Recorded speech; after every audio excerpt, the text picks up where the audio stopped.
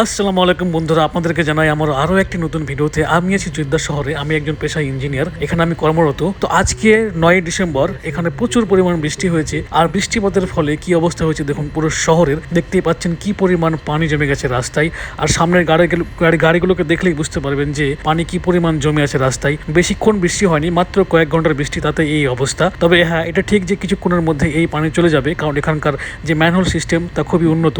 তো এই যে সমস্যার সৃষ্টি হয়েছে সেটা তাৎক্ষণিক চলে যাবে কিছুক্ষণ পরে। বাট রাস্তায় যে দৃশ্য সৃষ্টি হয়েছে সেটাও কিন্তু চমৎকার লাগছে। আমরা এই দৃশ্যগুলোকে সত্যি খুব সুন্দরভাবে অনুভব করছি, কারণ এই মোড়ের বুকে বৃষ্টিপাত হয় না বললেই চলে একদম। তো যেহেতু বৃষ্টিপাত হয়েছে সেগুলোকে আমরা সুন্দরভাবে উপভোগ করছি। দেখতে পাচ্ছেন গাড়িগুলোর চাকা পুরো পানিতে ডুবে যাচ্ছে।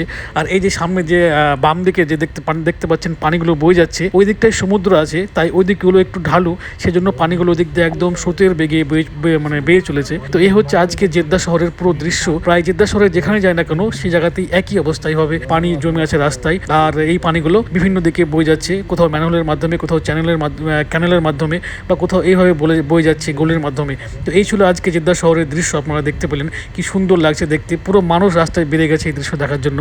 আশা করি বন্ধুরা আমার এই ভিডিওটি আপনাদেরকে ভালো লেগেছে। ভালো লেগে থাকলে আমার চ্যানেল দ্য বঙ্কা থাকে অবশ্যই সাবস্ক্রাইব করবেন, এই অনুরোধ রইল।